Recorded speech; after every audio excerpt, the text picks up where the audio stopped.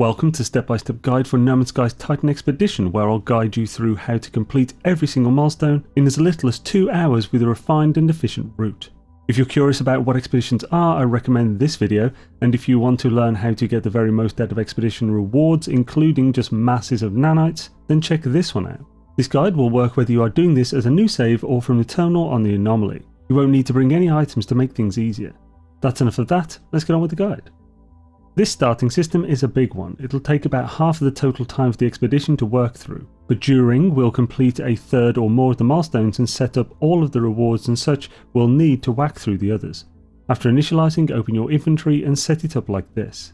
We want the jetpack in one of the supercharged slots, though life support could go there instead. We also want the hazard protection in the other, then combine all of the modules for adjacency bonuses. For the multi-tool, if you have a supercharged slot available, put the mining beam in there, that's the primary one. If a second, then the boltcaster core. Going roughly in the direction of your ship, so just not the opposite, you'll need to gather these items listed from this gas giant. Decondensed carbon accounts for 2 full recharges of your mining beam and refiner, so no need to worry about overusing. The crystallized helium is to complete a milestone and give us the ferrite dust we'll need. If you don't get all 480 from one deposit, but do get more than 256, then you can substitute the rest with ferrite dust from the tiny rocks or barnacle-shaped rocks. The sodium is large to keep you alive while gathering. You only need 25 sodium by the time you've reached your ship. Lastly, the heptaloid wheat does not need to be gained here, but it does grow here, so if you pass it then collect it, otherwise just pick it up on one of the 5 moons in this system we'll be visiting shortly. While collecting all of that, look out for one of these tornadoes and tentatively fling yourself into it. Ensure you have full jetpacks when entering and remain calm. Just watch out for when it's about to slam you into the ground and do small spurts of the jetpack to ensure you take little to no damage. Hopefully all will go well and you won't have to respawn. Also, while on your resource gathering mission, if you see a damaged machinery, just give it a quick check. If you find Fecium in it, grab that as it'll save you a bit of time later. If not, no worries. All that will complete Winds of Change, Hazardous Materials and Bottled Lightning. Get your ship to trigger Escape from Titan and then claim Escape from Titan's rewards, as well as the rewards from Bottled Lightning. Install both the Personal Refiner and the Hazmat Gauntlets. Both were rewarded as prepackaged items. Fuel the refiner and refine this list on screen. Then craft these items. Now fix your launch thrusters and pulse engine, then take off and leave the planet. Pull straight for the space station. Before entering the station, head into the asteroid field out front and shoot 50 asteroids to trigger Stone and Fire. Once triggered, fly into the station. Be sure to open any golden nuggets and tritium hyperclusters in your inventory. Head to the trade terminal in the back and sell or buy everything on this list. The other 5 or so storm crystals you have can be sold if you don't care about them. Leave the station and head to the moon UG. It'll be top left as you fly out. Once at UG, land near a large body of water. Get out and jump into the water. You just need to scan some fauna. If the water is large but super shallow, you can mine the terrain just a little to get your body to transition into underwater. This will allow for fauna to spawn so you can scan them even in super shallow water.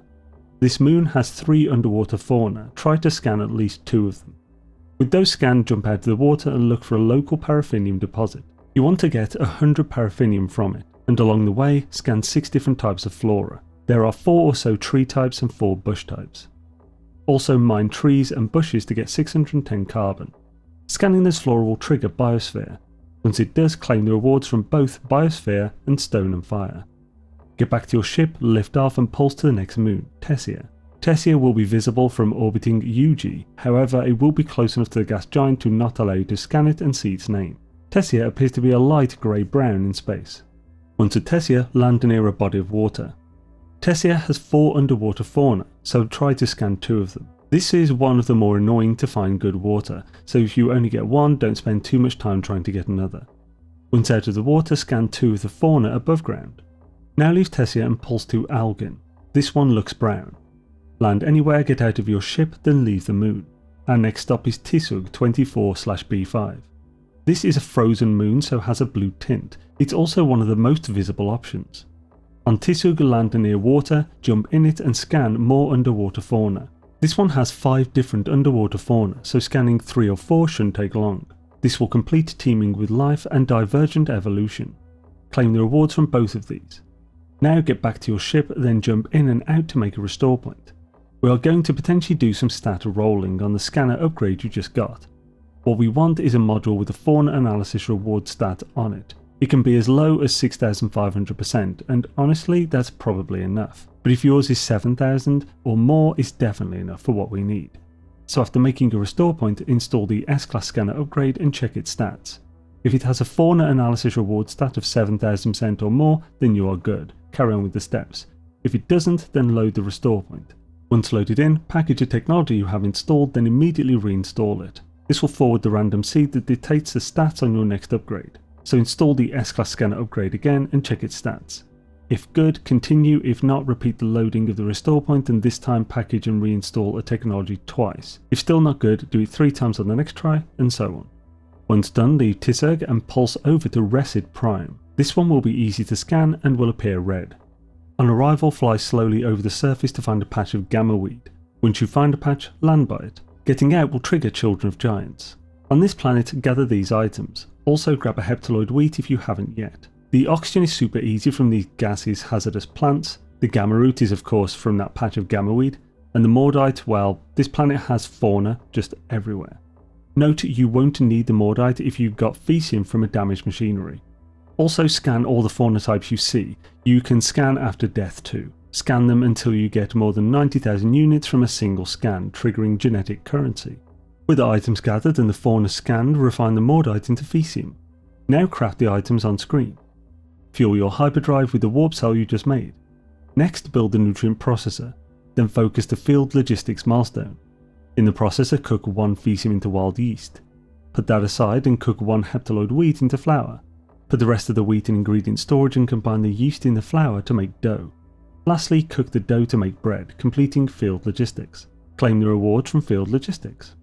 Now install the nutrient ingester. Sweet, we're done in this system. Time to warp, so fly to space and enter the galactic map. This next system is really easy to find. Just get the camera on the system you are in and point toward the Rendezvous-1 system that's marked. Now point the camera below and to the left to a yellow system. It's called Yalashi-Ruanj and it's 94 light years from you. Warp there. We only want this system for its space station, so fly right in. While flying in, claim the rewards from these 4 milestones. Inside, head to the trade terminal and sell the leftover gamma root and Fecium or mordite. Also sell any meat you got if you shot a bunch of fauna. Pop up to the ship technology vendor and sell all of the modules in your exosuit and ship. It should just be these listed.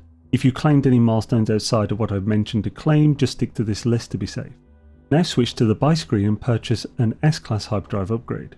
Now install the S-Class hyperdrive upgrade and place the hyperdrive and Atlantid drive so they're touching it.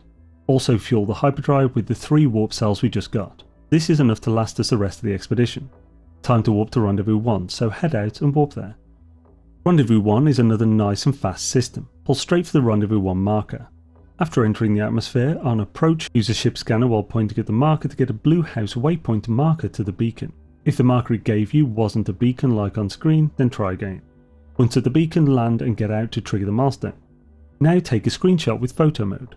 Photo taking milestones always trip some players up, especially console players, as there are multiple ways to take screenshots. Try all the methods until it triggers a milestone and then remember which one worked, as you'll need to take a screenshot to complete the Chronicle milestones at every other Rendezvous 2. With those 2 completed, take off and find a body of water on the Rendezvous planet and land by it. Jump into the water and scan for crystal sulfide. Collect 4 of them. While there, also mine 200 sites of phosphate from the glowing swishy tall plants. With those resources gathered, head back to your ship and install the Aqua Jets, completing by Sky and Sea. Claim the rewards from this. We're done here, warp to Rendezvous 2. Rendezvous 2 is one of the longer ones, but it's still pretty quick. Pulse over to the marker on the aquatic world. Land near the marker, get out of your ship and jump into the water to trigger the milestone. Now take a screenshot to complete the Chronicle 2. Claim the rewards from both Rendezvous 2 and the Chronicle 2. Now craft 5 hydrothermal fuel cells. Next build a Nautilin platform. Jump into the Nautilin and move the engine tech to a supercharged slot. Also make sure that your oxygen and the fuel cells you just made are in your exosuit.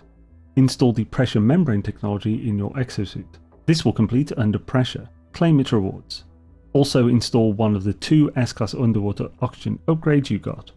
Now install the prepackaged high power sonar unit into your Nautilin and install a fishing rig in your multi-tool. Head down into depths in your Nautilin. Our current mission is to descend to a depth of 1001 U. This is pretty easy and won't take long, just observe the sea floor and follow where the land tilts down. On the way, look out for these pinky purple columns of light. These generally mean there's a crystal formation there. Interact with these formations to get sea crystals. You'll need 5 to complete hazard pay. If you get to a depth of 950 U and can't see any obvious way to go further, you can terrain manipulate down and just swim there to get the last 50 or so U. Though be careful and ensure you keep your life support filled, it'll go down quickly here. With crush zone and hazard pay sorted, use the high power sonar via the quick menu to scan for a sunken freighter. With the marker given, focus it. If you don't, it may disappear when you fly in your ship. Get back to your ship, take off and fly to that marker. You'll need to summon your Nautilus once landed and drive the rest of the way there, only getting it out to interact with the glowing red orb to complete fathoms below. After that, head back to your ship. We're about to leave this system. As this system is uncharted, you won't be able to return without either warping directly or building a base computer to teleport back to. So claim the rewards from Rendezvous 1, giving you the base computer plans, and build a base computer then claim if you want. Now warp to Rendezvous 3. Rendezvous 3 is the other long one, but it's not bad at all. We're back to a gas giant. Pulse to the Rendezvous 3 marker. Rendezvous 3 is a crash freighter. The gas giant's horrendous weather makes it tricky, but it's not too hard to see it and land right at it. After getting to the centre of the freighter crash site and triggering the milestone, take a screenshot like the others to complete the Chronicle 3. Claim the rewards from Rendezvous 3. You may need to move elsewhere for the next bit due to existing bases blocking you, but if you can build the Colossus Geobay. Jump into the Colossus and move a foot forward to trigger Wheels of Titan. Now focus the No Place Like Home milestone, build the base computer and claim it. Now build 3 timber floors, then 7 timber walls. Next is 3 rounded timber roofs and finally 1 timber rectangular door. Exit the build menu and the milestone will trigger. There's absolutely no need to upload this base, especially if you built it right by or in the rendezvous. Now we need to find some water, which won't be as annoying as you may think. Jump in your ship, take off and hover over the surface. Do what you did at the bottom of the deep ocean, and look for where the landscape naturally tilts down and follow it. It shouldn't take you long to find water, though it will be very hard to know it's definitely water in this awful weather. When you find it, land right by it and start fishing. You just need to catch 4 fish here to complete Plasmic Oceans. Now you can warp to Rendezvous 4. On entering Rendezvous 4's system, fly straight into the space station. Claim the rewards from this list of milestones. Head to the trade terminal and sell this list of items. Now pop to a technology vendor and sell this list of technologies, which is basically everything. If there's something you'd really prefer to use, then use them. You do need to sell some for quantum bedrock, but not all. But know that none of these are required to complete this.